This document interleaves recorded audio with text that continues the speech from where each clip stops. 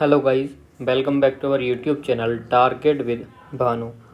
दोस्तों, जैसे कि आप सभी को पता ही है कि हमारी हिंदी की क्लास होती है डेली शाम को 7 बजे। यहाँ पर आपको टाइम भी दिख जाएगा। यहाँ पर 7 से 8 PM यानी 7 बजे हमारी क्लास होती है, तो टाइम देखिए बताने की कोई आवश्यकता भी नहीं है। और डेली दोपहर 12 बजे होती है हमारी मैथ की क्लास और डेली सुबह 7 बजे होती है हमारी रीजनिंग की क्लास। हिंदी में हमने 2100 प्लस क्वेश्चन का टारगेट किया है और इस टारगेट में हमने 476 अपने क्वेश्चंस कवर कर लिए हैं। और देखिए, इससे एक्स्ट्रा और कितने क्वेश्चंस मैं आपको करा चुका हूं। तो देखिए, 100 क्वेश्चन मैंने आपको CISF प्रीवियस ईयर के करा दिए हैं और 100 क्वेश्चन मैंने आपको CRPF के प्रीवियस ईयर में करा दिए हैं। तो ये सारी चीज़ें हमने कवर कर ली हैं। तो फटाफट से आप जा कर के अपनी क्लासेस देख लेना, जो भी आपसे क्लासेस छूट गई हैं। दूसरी बात, आज दोपहर मैथ की क्लास में हमने किए हैं अपने सिंपल इंटरेस्ट के क्वेश्चन। तो जिन भी बच्चों को सिंपल इंटरेस्ट में प्रॉब्लम आती थी, जो भी डाउट या कन्फ्यूज़न थे, तो वो सभी लोग जा कर के अपनी क्लास को अटेंड कर लेना। या जिन बच्चों को या जिन भी स्टूडेंट को हमारे सिंपल इंटरेस्ट और आपका कंपाउंड इंटरेस्ट अच्छे से आता है, तो वो अपना रिवीजन के तौर पर प्रैक्टिस कर लेंगे। बहुत इंपॉर्टेंट क्वेश्चन है। वहाँ पर मैंने आपको 32 क्वेश्चन के समथिंग कराए हैं। तो आपको सारे क्वेश्चन देख लेने हैं और उसमें देखना है कि देखिए, जो भी क्वेश्चंस हैं वो सारे के सारे क्वेश्चन मैंने आपको प्रीवियस ईयर पेपर से उठा करके, जो आपके एग्ज़ाम में आने वाले क्वेश्चन हैं एग्ज़ाम ओरिएंटेड। तो देखिए, आपने बोला था कि सर वो वाले क्वेश्चंस कराइए जो एग्ज़ाम में आने की संभावना है। तो एक्सपेक्टेड क्वेश्चंस को आपने बोला था, तो मैंने आपके लिए वो क्वेश्चन रखे हैं जो बार बार एग्ज़ाम्स में रिपीट हो रहे हैं और जो आपके आए हुए क्वेश्चंस हैं। ऐसे आपको आसान से क्वेश्चन तो देखिए आप खुद भी कर लोगे, तो आपका टाइम वेस्ट करने से कोई बेनिफिट है नहीं, तो ज़्यादा टाइम आपके पास भी नहीं है। तो इसलिए मैंने आपको सिर्फ वो ही क्वेश्चन कराए हैं जो आपके एक्सपेक्टेड क्वेश्चन हैं। और मैं आपसे देखिए गारंटी के साथ बोल सकता हूँ, इस बात की मैं गारंटी ले सकता हूँ कि जो मैंने आपको सिंपल इंटरेस्ट के क्वेश्चन कराए हैं, उन्हीं क्वेश्चंस में से आपको एक क्वेश्चन या जितने भी क्वेश्चन आपके एग्ज़ाम में आएंगे, तो 110% आपके उन्हीं क्वेश्चन में से कोई ना क्वेश्चन आपको देखने को मिल जाएगा। तो देखिए, आपके एग्ज़ाम के पॉइंट ऑफ व्यू से मैंने आपका ज़्यादा टाइम वेस्ट नहीं किया, तो फटाफट से जा कर के आपको अपने क्लास को अटेंड करना है और सारे क्वेश्चंस अपने कवर कर लेने हैं। तो चलिए, आज के पहले क्वेश्चन से स्टार्ट करते हैं। और आज का हमारा पहला क्वेश्चन आपने कर भी लिया होगा कि वह कैसा सुंदर दृश्य है, किस प्रकार का वाक्य है। तो देखिए, आप लोग ने जैसे ही देखा होगा वह, तो कैसा वाक्य हो गया, यानी कि आश्चर्य वाली बात की जा रही है। और जब भी हमसे आश्चर्य जैसी कोई बात की जाती है, तो वहाँ पर हम विस्मयादि बोधक लगाते हैं।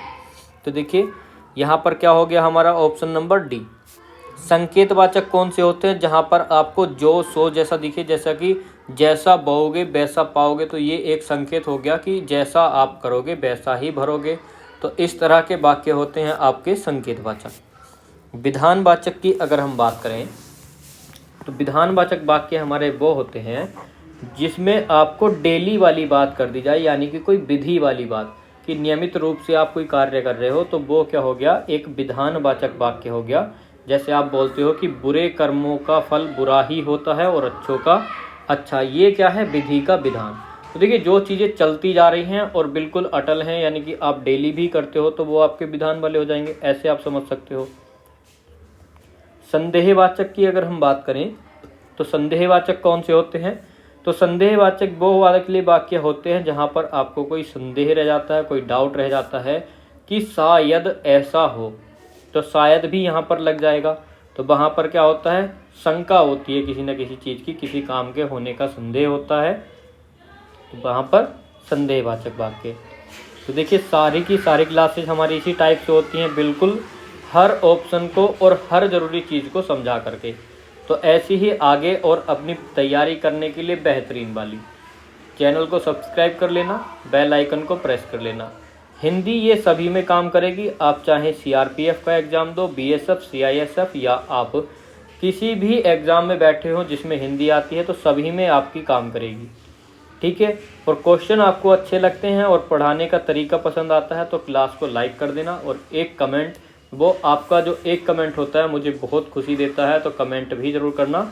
और क्लास को ज़्यादा से ज़्यादा शेयर किया करो। मैंने आपको सिर्फ एक टारगेट दिया था 1K व्यूज़ का, आप यार वो भी अचीव नहीं करके दे रहे हो। तो देखिए, जब मैं इतनी मेहनत कर रहा हूँ तो थोड़ी सी मेहनत आप भी कर लीजिए।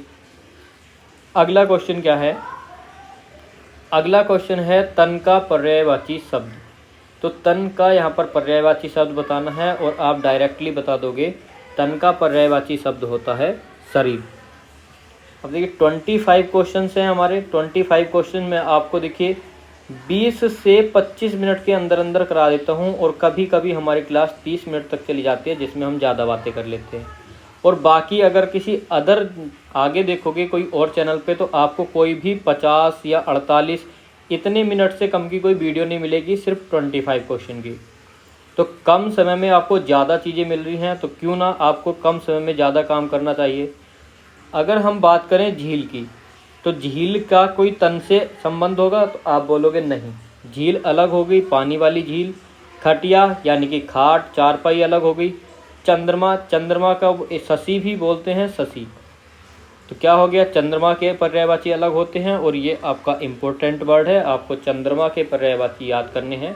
और ये दो वर्ड इतने इम्पोर्टेंट नहीं हैं, और ये कभी आपके एग्ज़ाम में पूछे भी नहीं जाते। ठीक है, तो मैं आपको ये भी बताते हुए चलता हूँ कि एग्ज़ाम में क्या आएगा और कहाँ से आपको किस पे ज़्यादा फोकस करना है, सारी चीज़ें। तो एग्ज़ाम में जो भी पॉइंट्स होते हैं हमारे इम्पोर्टेंट, उन सब की बातें हम करते हैं। यहाँ पर बताना है कि निस्तेज का संधि विच्छेद क्या होगा। तो जैसे ही आपने आधा से देखा, आपको फट से समझ जाना चाहिए कि यहाँ तो कुछ ना कुछ विसर्ग संधि बनेगी। तो ऑप्शन नंबर ए आपका करेक्ट हो जाएगा, नि प्लस तेज। अगर पूछे निस्तेज में संधि कौन सी होगी तो कौन सी संधि हो जाएगी? तो यहाँ पर हो जाएगी हमारी विसर्ग संधि। तो कौन सी संधि हो गई? विसर्ग संधि। दूसरे की अगर हम बात करें बी ऑप्शन की, तो अगर मान लीजिए कि अगर हमारा नित प्लस तेज सही हो जाता तब कौन सी संधि होती? तो इस तरह से होती हमारी व्यंजन संधि। तो हालांकि ऑप्शन गलत है, लेकिन हमको समझ के चलना है कि व्यंजन संधि कैसे बनती है। अगले क्वेश्चन की बात करते हैं। अगला क्वेश्चन है महोदार्य। तो महोदार्य का संधि विच्छेद क्या होगा? तो देखिए, महोदार्य का संधि विच्छेद क्या महा प्लस के उदार्य हो जाएगा? तो आ प्लस के उ मिलकर क्या बनाएंगे? तो आ प्लस के उ मिलकर क्या बनाएंगे वो देख लीजिए। महा प्लस औदार्य है, तो यहाँ पर आ प्लस के ओ मिलकर क्या बनाएगा? तो इस तरह से आप यहाँ पर संधि पहचान सकते हैं। महा प्लस के औदार्य, तो यानी कि आ प्लस के सिंगल वाला ओ है आपका। अब देखिए, सी ऑप्शन में और बी ऑप्शन में आपको कंफ्यूज होगा रूल के हिसाब से। पहला तो आपका गलत ही हो जाएगा और लास्ट का भी गलत हो जाएगा। दो ऑप्शंस आपके बचते हैं। तो अब आपको ये ध्यान रखना होगा कि औदार्य संधि तो आपकी महा प्लस के औदार्य टूटेगी। अब देखिए, ये वाला आ प्लस ओ भी बड़ा ओ ही बनाएगा, ये वाला आ प्लस ओ मिलकर के भी बड़ा ओ बनाएगा। अब आपको ये देखना है कि हम कौन सा ओ लेते हैं। कहने का मतलब कि औदार्य कैसे लिखा जाता है। तो बी वाला आपका ऑप्शन बिल्कुल करेक्ट हो जाएगा। महा प्लस के औदार्य, औदार्य पे लगेंगी 2 मात्रा ना कि 1 मात्रा। तो सिंगल मात्रा वाला औदार्य गलत हो जाएगा। तो यहाँ से हमने क्या सीखा? यहाँ से हमने सीखी बर्तनी। तो देखिए, हर चीज़ में एक दूसरे का रोल होता है, जैसे संधि में बर्तनी का भी रोल होता है। और आपके जहाँ पर सही करने वाले क्वेश्चन आते हैं कि कौन सा वाक्य सही है, वहाँ पर बर्तनी के साथ साथ आपको संज्ञा, सर्वनाम, विशेषण, इन सब चीज़ों का ज्ञान होना चाहिए, और उसके साथ ही साथ विराम चिन्ह का। तो विराम चिन्ह भी मैंने आपको बहुत अच्छे से कराए हैं, और कल वाली क्लास में भी मैंने आपको विराम चिन्ह के ऊपर बताया था कि मैंने आपको विराम चिन्ह कराए हैं कि किस विराम चिन्ह का प्रयोग कहाँ किया जाता है, और विराम चिन्हों का प्रयोग किया ही क्यों जाता है, सही प्रयोग क्या होगा, वाक्य में प्रयोग कैसे करेंगे। ये सारी चीज़ें मैंने आपको बहुत अच्छे तरीके से विराम चिन्ह वाली क्लास में कराई हुई है। इस क्लास के एंड में मैं वो वाली क्लास लगा दूंगा, तो क्लास में एंड तक बने रहना है, और एक बार 2x की स्पीड से विराम चिन्हों को भी पढ़ लेना है, जो कि आपके एग्जाम के पॉइंट ऑफ व्यू से बहुत इंपॉर्टेंट है। अगला क्वेश्चन हमसे पूछा है, छी कैसी लज्जा की बात है। अब देखिए, जैसे ही आपने छी वर्ड पढ़ा वैसे ही आपको समझ जाना चाहिए था कि इसमें कौन सा हमारा वाक्य होगा, और आपको आगे पढ़ने की भी आवश्यकता नहीं होनी चाहिए थी, और आपका डायरेक्ट आंसर आ जाना चाहिए था ऑप्शन नंबर ए, विस्मय सूचक चिन्ह। जहाँ पे छी, हाय, आश्चर्य की बात हो, किसी दुख प्रकट करने की बात हो, इच्छा की बात हो, तो वहाँ पर हमारा विस्मय सूचक होता है। आगे अगर योजक चिन्ह की बात करें तो योजक चिन्ह होता है ये छोटा डैश, और इसका प्रयोग कहाँ किया जाता है? तो इसका प्रयोग किया जाता है विलोम शब्दों के बीच में, समानार्थी जो समान शब्द होते हैं उनके बीच में, तो इस तरह से इसका प्रयोग किया जाता है। एक होता है अर्धविराम और एक होता है आपका अल्पविराम। दोनों में आपको कन्फ्यूज़न हो जाता है। तो देखिए, मैंने आपको कल भी बहुत अच्छे से समझाया था अर्धविराम और अल्पविराम को लेकर के, क्लास में भी समझाया है। तो अर्धविराम होता है आधा, अल्पविराम होता है अल्प यानी कि बहुत थोड़ी सी चीज़। तो कोमा हो जाएगा अल्पविराम, ये कोमा हो गया, और पॉइंट के नीचे कोमा, तो ये यानी कि 2 चीज़ें हो गई, तो ये आधी चीज़ हो गई पूर्ण विराम से कम, तो ये हो गया अर्धविराम। निर्देशक की बात करें तो देखिए, ये वाला जो होता है किसी कथन के आगे जो लगता है तो इसको बोलते हैं निर्देशक चिन्ह। चारों ऑप्शंस क्लियर हो गए। अगर हमसे बात करें विराम चिन्ह की, तो ये आप सभी को पता होगा विराम चिन्ह। विराम चिन्ह से सबसे ज़्यादा एक क्वेश्चन आता है, और वो क्या है कि किस विराम चिन्ह का प्रयोग सर्वाधिक किया जाता है? तो आप बोलोगे विराम चिन्ह का प्रयोग। तो किस विराम चिन्ह का प्रयोग सर्वाधिक किया जाता है? सबसे ज़्यादा प्रयोग किया जाने वाला विराम चिन्ह तो कौन सा होगा? पूर्ण विराम। तो ये क्या है? पूर्ण विराम। तो ये पूर्ण विराम हो गया आपका। ठीक, काफ़ी सारे क्वेश्चंस क्लियर हो गए। 4 ऑप्शन थे तो 4 क्वेश्चन हमारे यहाँ से क्लियर हुए। एक मैंने आपको अल्पविराम बता दिया 5, एक मैंने पूर्ण विराम बताया 6, और एक बताया मैंने आपको अलग से सेंटेंस, यानी किसका प्रयोग सबसे अधिक किया जाता है। तो 7 से 8 क्वेश्चन यहाँ पर हमने कंप्लीट कर लिए एक क्वेश्चन से। तो हर क्वेश्चन में ये मत सोचिएगा कि हमने सिर्फ 25 क्वेश्चन ही कवर कर रहे हैं, तो हम बहुत सारी चीज़ें डिस्कस करके करते हैं। आप देखिए हमारी क्लास कैसी होती है, मैं आपको इतना समझा के कराता हूँ कि अगर आप सोते समय भी अगर इस क्लास को चला के अपने पास में रख लो, तो आपको बिना कुछ देखे बिना कुछ पढ़े चारों ऑप्शन बताता हूँ, हर चीज़ बताता हूँ, सब कुछ डिस्कस करता हूँ, तो आपको तब भी क्लास समझ जाएगी। PDF भी आपको प्रोवाइड कराई जा रही हैं free of cost Telegram group पर, तो आप टेलीग्राम को ज्वाइन कर लेना, लिंक आपको डिस्क्रिप्शन में मिल जाएगी। तो आपके लिए सारी फैसिलिटी हैं। मुझे कुछ नहीं चाहिए, मुझे चाहिए बस लाइक और शेयर, ठीक है। और कमेंट जो करते हो तो वो तो एक अलग ही फ्लो होता है, उसको पढ़ने का जो आनंद होता है वो मैं आपके साथ शेयर भी नहीं कर सकता, क्योंकि मेरे पास वर्ड्स ही नहीं है। जो आप कमेंट करते हो वो बहुत अच्छे लगते हैं। अगला क्वेश्चन है हमारा 481। यहाँ पर बताना है मिठ बोला में समास क्या होगा। तो कर्मधारय दिया है आपको, अव्ययी भाव दिया है, द्विगु दिया है और बहुब्रीहि दिया है। अब देखिए, अगर हमको नहीं पता कि कर्मधारय में मिठ बोला में कौन सा समास होगा, तो हम इसको कैसे करेंगे। सबसे पहले अव्ययी भाव की पहचान देखिए। तो जहाँ पर भी देखिए मैंने आपको बताया था कि उपसर्ग वाला सीन दिख जाए, कि जहाँ उपसर्ग वाला सीन होता है, जैसे यथा, हर, भर, प्रति, ये वाले शब्द दिख जाए, जहाँ भी जिस शब्द में प्रति, हर, भर, जैसे यथा से यथा संभव हो गया, हर से हर दिन हो गया, प्रति से प्रतिदिन हो गया, इस तरह के शब्द, तो वहाँ पर अव्ययी भाव हो जाएगा। तो यहाँ पर तो ऐसा कोई सीन नहीं है। आगे हम अगर बात करें द्विगु समास की, तो द्विगु में मैंने आपको बताया था द्वि संख्या होती है, द्वितीय, तृतीय, तो यानी द्वितीय यानी संख्याओं की बात कर रहा है। तो जहाँ भी आपसे संख्या दे दे, जैसे कि चौपाया, दोपहर, चौपाया में यानी कि चौ हो गया यानी कि 4, दोपहर में क्या हो गया, दोपहर में 2 हो गया, त्रिभुज में त्रि यानी कि 3 समूह हो गए, 3 का समूह 3 हो गया। तो जहाँ पर भी संख्या दी जाती है तो वहाँ पर द्विगु समास हो जाएगा आपका। मैंने आपको बहुब्रीहि में बताया था कि जहाँ भी उसका कोई तीसरा कोई अन्य अर्थ निकले, यानी प्रथम पद और द्वितीय पद दोनों में से कोई प्रधान न होकर कोई तीसरा पद प्रधान होता है, वहाँ पर बहुब्रीहि समास। ये तो है डेफिनेशन। और जहाँ भी आपसे देखिए किसी का पर्यायवाची दिया हो, तो वहाँ पर आपका बहुब्रीहि हो जाता है, और ऐसे ही होता है बहुब्रीहि। तो कौन सा हमारा ऑप्शन बचता है? ना ही अव्ययी भाव है, ना ही द्विगु समास है, ना ही बहुब्रीहि समास है, तो सिर्फ एक हो जाएगा ऑप्शन ए। और मैं आपको ये भी बता दूं कि कहीं कहीं आपको मिठ बोला में बहुब्रीहि समास भी मिलेगा, लेकिन जब आपको दोनों दिए हों तो मेरे हिसाब से कर्मधारय समास लगाना, क्योंकि ऐसा कोई एग्जैक्ट मतलब नहीं निकलता है कि मिठ बोला किसको बोला गया है। अगला क्वेश्चन बनता है कि किस शब्द में आवट प्रत्यय नहीं है। प्रत्यय भी मैंने आपको बताए थे, प्रत्यय होते हैं दो प्रकार के। पहला टाइप होता है कृदंत, दूसरा टाइप होता है तद्धित। आपसे डायरेक्ट क्वेश्चन पूछा जाता है कि क्रिया से बनने वाले प्रत्यय कौन से होते हैं, तो कैसे क्रिया और कैसे कृदंत। तो क्रिया से कृदंत, बाकी क्रिया के अलावा जिससे भी पूछे संज्ञा सर्वनाम तो आपको लगाना है तद्धित प्रत्यय। ठीक है, तो यहाँ से हमने 3-4 क्वेश्चन कवर कर लिए कि प्रत्यय क्या होते हैं, प्रत्यय कितने प्रकार के होते हैं, कौन कौन से प्रत्यय होते हैं और कौन सा प्रत्यय किस हिसाब से बनता है। अब हम अपने क्वेश्चन की बात करें आवट की, तो जैसे कि ही हम यहाँ पर देखेंगे सजावट, तो सजावट में हमारा आवट प्रत्यय है या नहीं, तो आप इसको अलग करके देखो तो क्या हो जाएगा, सजा प्लस के आवट कर लोगे तब भी आपका सजावट बनेगा।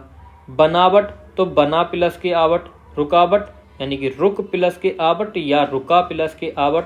लेकिन जब आप घबराहट करोगे तो घबरा कोई वर्ड नहीं बनेगा, घबर कोई वर्ड नहीं बनेगा, तो ना ही घबर कोई वर्ड है और ना ही घबरा कोई वर्ड है।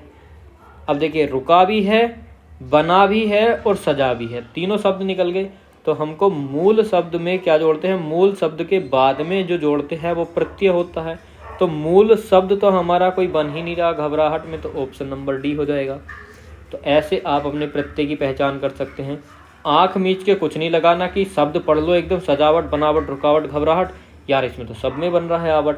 तो ऐसे आपको नहीं करना है, आपको निकालना है सबसे पहले मूल शब्द कि हमारा क्या मूल शब्द निकल रहा है और कहाँ से।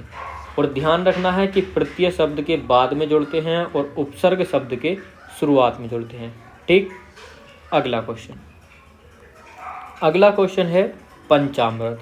तो जैसे ही आपने देखा पंचामृत, अब यहाँ पर आप क्या लगाओगे, तो सबसे बड़ी चीज़ है यहाँ पर बहुब्री लगाओगे या द्विगु लगाओगे, क्योंकि यहाँ पर निकल गया पंचामृत, तो पंच यानी कि 5। अब आपकी संख्या भी है और आप बताइए कि यहाँ पर आप किसको प्रीफरेंस दोगे। तो पंचामृत में बहुब्री समास पहचान बता चुका हूँ। तत्पुरुष समास तो ये कारक विभक्तियों के द्वारा पहचाना जाता है, तो तत्पुरुष समास। द्वंद्व समास, द्वंद्व मैंने जब भी आपको आया है तो मैंने आपको हमेशा एक एग्जाम्पल दिया है, द्वंद्व यानी कि युद्ध। तो युद्ध किस में होता है, विपक्ष पार्टी में होता है। तो जहाँ भी विपरीत हो, विलोम शब्द हो, वहाँ पर द्वंद्व।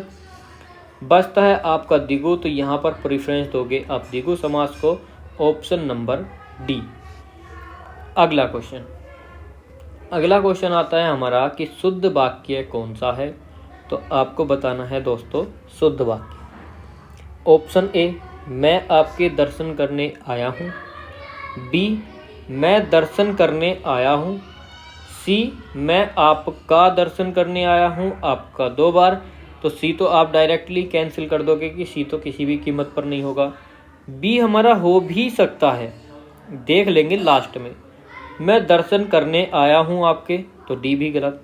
अब देखिए मैंने ऐसा क्यों किया कि मैंने 2 ऑप्शन छोड़ दिए। पहले मैंने आपका जो गलत था वो काट के क्यों नहीं आया, तो ये मैंने देखिए अपने करने के लिए नहीं कर रहा हूँ। मैं यहाँ पर जो प्रैक्टिस सेट सोल्व कर रहा हूँ खुद के लिए नहीं, आपको सोल्व कराने के लिए कर रहा हूँ। तो ये भी तो दिखाना है कि आप अगर क्वेश्चन में फंसते हो तो फिर कैसे करोगे। तो सबसे पहले आपको वो ऑप्शन हटाने हैं जो हमारे हो ही नहीं सकते।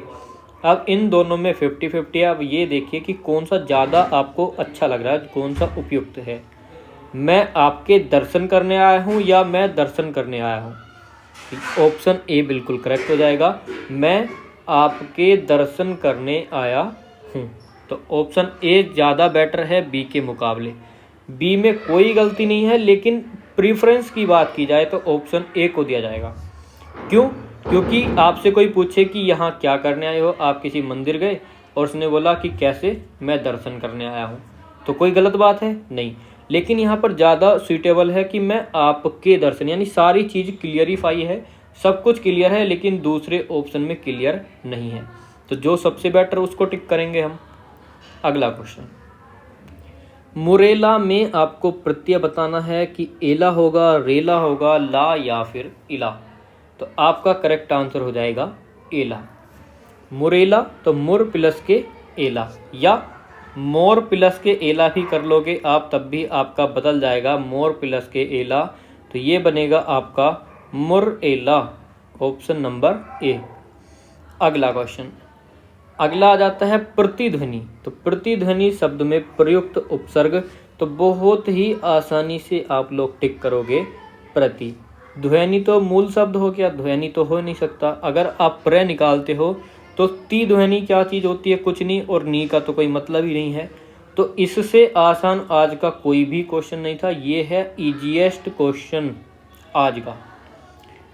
अगला क्वेश्चन, इस वर्ष फसल अच्छी नहीं हुई, फिल इन द ब्लैंक है। इसमें खाली स्थान में आपको इन 4 ऑप्शंस में से एक भरना होगा कि क्या आएगा यहाँ पर। इस वर्ष फसल अच्छी नहीं हुई लेकिन अनाज महंगा है। रिक्त स्थान के उचित अव्यय का चयन कीजिए। तो इस वर्ष फसल अच्छी नहीं हुई परंतु अनाज महंगा है, क्योंकि अनाज महंगा है या इसलिए अनाज महंगा है। तो देखिए यहाँ पर कारण बताया गया है कि अनाज महंगा क्यों है, क्योंकि फसल अच्छी नहीं हुई है। तो कौन सा आएगा, इसलिए। इस वर्ष फसल अच्छी नहीं हुई इसलिए अनाज महंगा है। तो जहाँ पर किसी चीज़ का कारण दे दिया जाए तो वहाँ पर क्या होता है, इसलिए। अगला क्वेश्चन, यहाँ पर हमको बताना है आसमान से बातें करना। इस मुहावरे का क्या अर्थ होगा। तो आसमान से बातें करना, तो यहाँ पर तो खुद ही ऑप्शन दे दिया, आसमान से बातें करना। बहुत ऊंचा होना, तो यानी कि कौन सा हो जाएगा, मूर्खता भरी बातें, नहीं। बहुत परिश्रम, नहीं। बहुत तेज दौड़ना, नहीं। या बहुत ऊंचा होना, ऑप्शन नंबर डी बिल्कुल करेक्ट हो जाएगा। बहुत परिश्रम क्या होता है, एड़ी चोटी का पसीना एक करना या एड़ी चोटी के जोर लगा देना। निराधार बात क्या होता है, बेसिर पैर की बात। तो ये देखिए आपके लिए थोड़े 2-3 एग्जाम्पल भी रख दिए यहाँ पर और आपका आंसर भी इसी में आ गया। आपका तो बेनिफिट ही हो गया। अगले क्वेश्चन पर अगर हम चले तो हमारा अगला क्वेश्चन है शुद्ध वाक्य कौन सा है। तो शुद्ध वाक्य आपको बताना है इन 4 ऑप्शंस में से। तो आज का समाचार अच्छा है, आज के समाचार अच्छे हैं, समाचार अच्छे हैं आज के, आज हैं अच्छे हैं आज के समाचार। तो देखिए आज का समाचार अच्छा नहीं होगा, आज के समाचार अच्छे हैं। ऑप्शन बी आपका बिल्कुल करेक्ट हो जाएगा। ठीक। अगला क्वेश्चन, अगला क्वेश्चन है दिल मसोस कर रह जाना मुहावरे का अर्थ। तो दिल मसोस कर रह जाना, इस मुहावरे का सही अर्थ क्या होगा। विपन्नता की स्थिति में होना, अक्षम होना। अक्षम क्या होता है कि सक्षम का विपरीत। सक्षम आप लोग सभी जानते होंगे कि किसी काम को करने के लिए उपयुक्त सामर्थ्य है, यानी कि जिसको वो कर ले, और अक्षम जो काम वो ना कर पाए। ठीक। लालच आना या खींच कर रह जाना। तो दिल महसूस कर रह जाना यानी खींच कर रह जाना, ऑप्शन नंबर डी। कि चाहते हुए भी किसी चीज़ को ना ले पाना या चाहते हुए भी कोई काम ना कर पाना, तो फिर बोलते हैं कि दिल महसूस कर रह जाना। कि राम को एक कार लेनी थी लेकिन पैसों की तंगी के कारण वह अपना दिल महसूस कर रह गया। अगला क्वेश्चन, राधिका ने, खाली स्थान के स्थान बताना है, जगह पर क्या आएगा। राधिका ने फूल बालों में लगाए, तो सुंदर फूल बालों में लगाए, लाल फूल बालों में लगाए, बड़े या आज फूल बालों में लगाए। तो देखिए अब यहाँ पर क्लियरिफाई भी है कि रिक्त स्थान के लिए कौन सा विशेषण शब्द आएगा। तो देखिए यहाँ पर सुंदर भी विशेषण है, लाल भी विशेषण होगा गुणवाचक, बड़े या आज। तो यहाँ पर बताइए फटाफट से कि हमारा करेक्ट आंसर क्या होगा। तो देखिए राधिका ने सुंदर फूल बालों में लगाए, ये भी बात सही हो जाएगी। राधिका ने लाल फूल बालों में लगाए, ये भी बात सही हो जाएगी। तो अब ऐसा तो है नहीं कि दोनों ऑप्शन करेक्ट कर दे। तो यहाँ पर सेंटेंस क्या बिल्कुल सही बनेगा।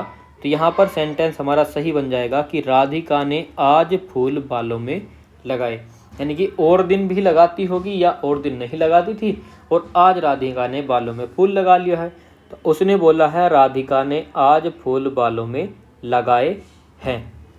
ठीक। अगला क्वेश्चन, निश्चल के पर्यायवाची शब्द हैं।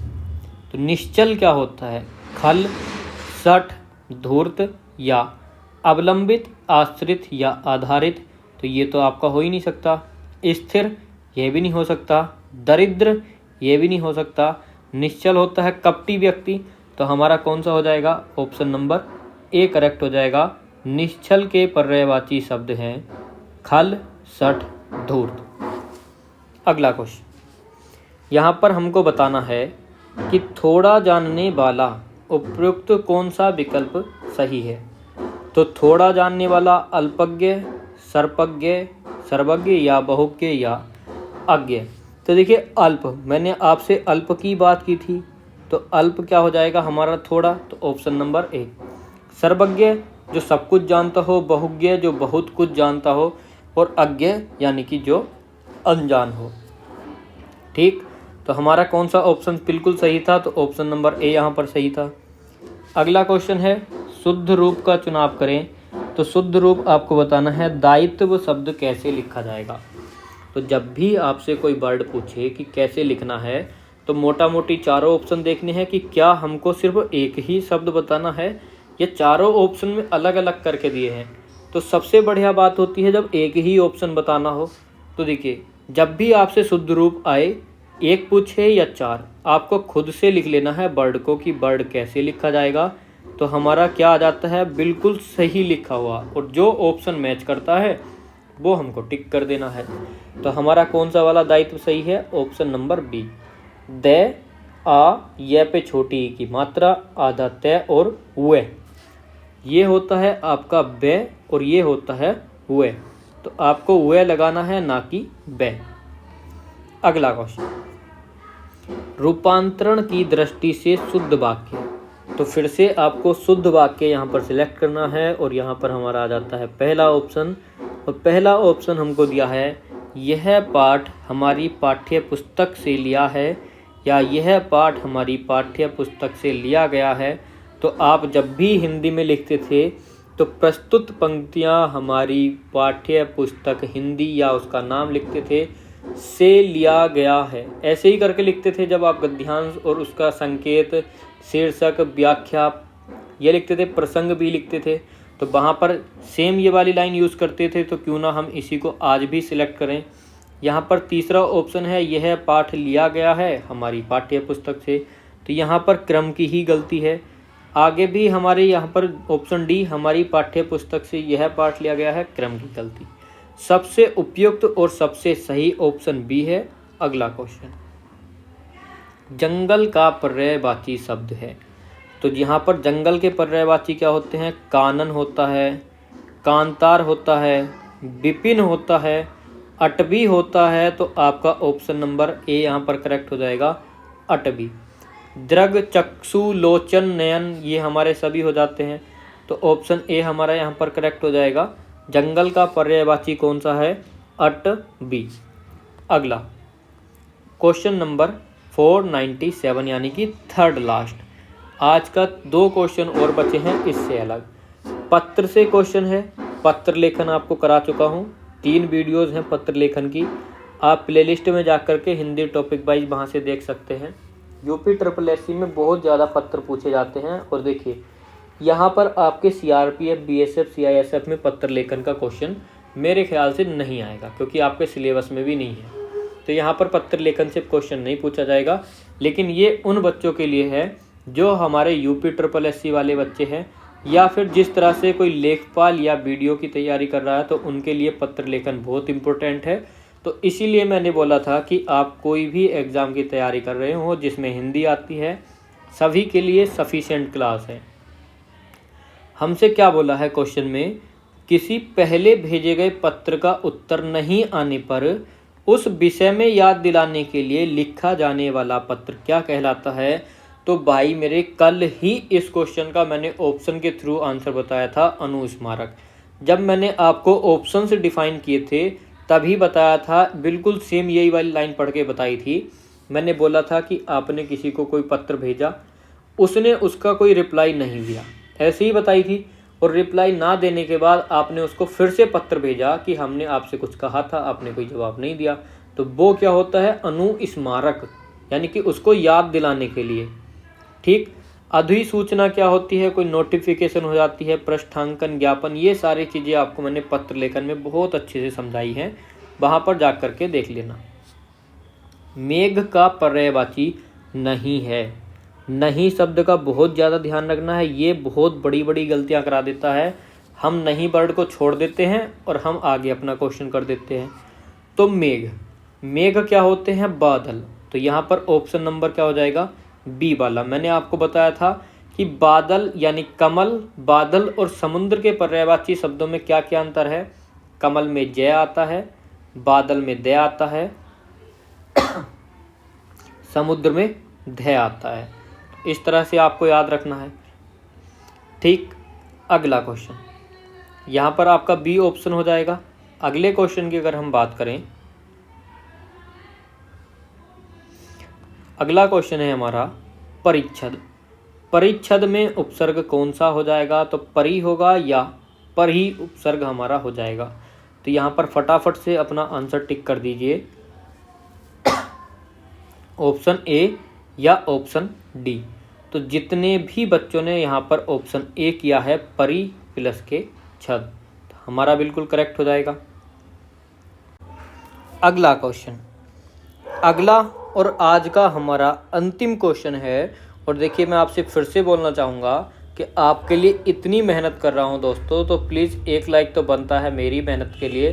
तो लाइक करके क्लास को शेयर ज़रूर कर दिया कीजिए। मैंने आपको टारगेट दिया था 1K का, तो प्लीज़ उसको अचीव करिए। जब आपके लिए मैं इतनी मेहनत कर रहा हूँ तो क्या आप लोग मेरे लिए मेहनत नहीं करोगे? तो प्लीज़ यार शेयर कर दिया करो क्लास को। और लास्ट क्वेश्चन है, दांतों तले उंगली दबाना, इस मुहावरे का अर्थ क्या होगा? तो दांतों के नीचे उंगली दबा कर रखना, तो ऐसी कोई बात नहीं। बुरी तरह हाराना, या आश्चर्य प्रकट करना, या फिर बहुत गुस्सा होना। तो फटाफट से बता दीजिए कि हमारा यहाँ पर लास्ट क्वेश्चन 5500 का आंसर क्या होगा। तो देखिए, दांतों तले उंगली दबाना, तो यानी आश्चर्य प्रकट करना, कि किसी की बातों से ज़्यादा आश्चर्य हो गया तो क्या हो जाएगा हमारा, दांतों तले उंगली दबाना।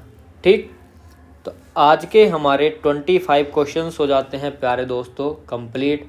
और यहाँ पर आपको बताना है कमेंट सेक्शन में कि आपको क्लास कैसी लगी, और प्लीज़ क्लास को लाइक करके ज़रूर जाना, जिससे कि मुझे देखिए मोटिवेशन मिले कि आपको क्लास कितनी पसंद आ रही है।